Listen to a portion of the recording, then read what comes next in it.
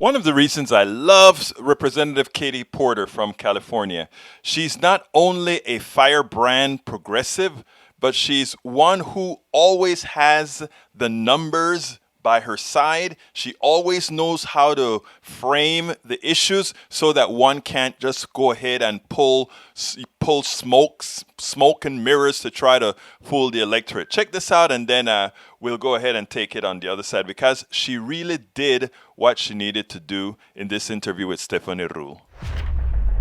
We saw such a small percentage of women make their way back to the workforce because they don't have childcare. So why not make this a standalone bill? It has so much support. Why lump it in with everything else? I'm going to be honest. I have no earthly idea where this standalone bill is coming from. Chris Cuomo asked me about it last night. I have no idea who's giving you this crazy talking point. Let me be clear to the American people. Women and parents and childcare aren't some special need. They are a building block of our budget and of our economy. Why not push to get this made its own bill? Because that other stuff might fall by the wayside. You might not get enough Democrats. If you think Joe Manchin is the only Democrat who's not down with there's a lot more centrist Democrats that are just letting Joe be the human shield, but they're not going to vote for $3.5 trillion. Okay, let me take this in two separate pieces. The first piece is, why should childcare be part of this bill? And I've partially addressed this, but let me just make a practical point to you, Stephanie.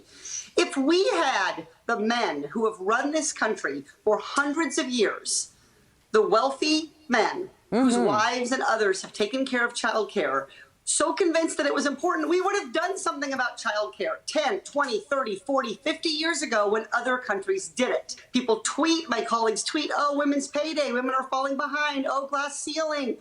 Guess what? Childcare is the solution. It's a crisis in economic productivity in this country, and it's one we have to solve as part of building back better. Now, with regard to Senator Manchin and others who want to talk about the price tag for this, if something costs A, then you have two options. You can negotiate down from A, or you can find the money.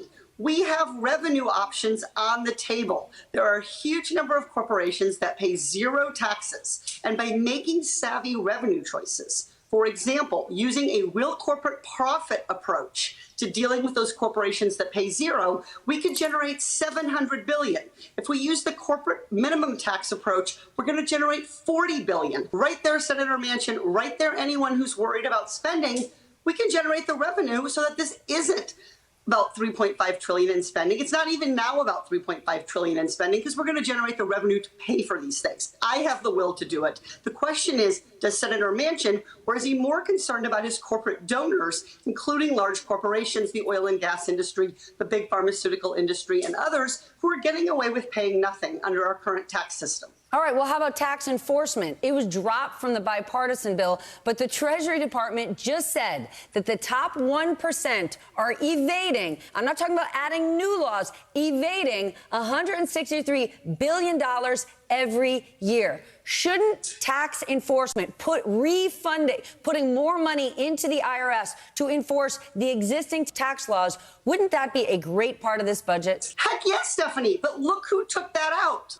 The very same people who are complaining that we can't afford to make investments in regular American families are the same ones who are trying to shield the tax cheats of this country. So they can't have it both ways. Absolutely, we should fully fund the IRS enforcement. Every American should pay their fair share, whether you're a huge corporation or a entry-level worker. I and the other people who are pushing to invest in American families, including through things like childcare, are the very same people pushing to fully fund the IRS.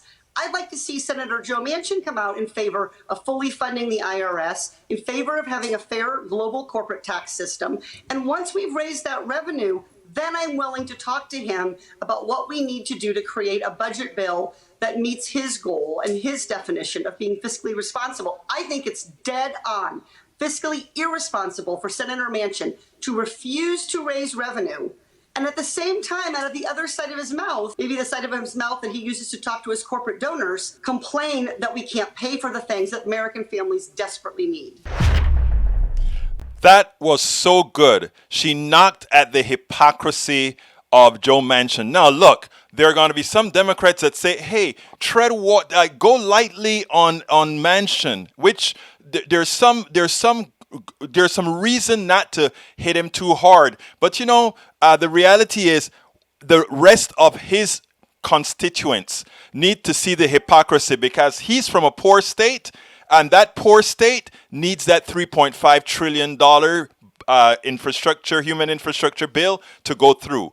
They need that. So she needs to be a plain speaker like she was on that interview to make things right. Now, there's another talking point that I think progressives and other people who want action need to use. Those rich people who are evading taxes, those rich people who are cheating on their taxes, they are slowing down the economy, because that money, if it's taken out of their coffers, money that they owe, and placed into the economy, what that means is that we would get the circulation of money that they otherwise would not have circulated, investing overseas, investing in other kinds of stuff to make them make money on money, as opposed to those of us who have earned that money to make money on work. It would revitalize the economy from the tax cheats. The cheaters are one of the folks that are slowing down the economy. So we need to make it an economic argument that these fraudsters are actually causing the economy to slow.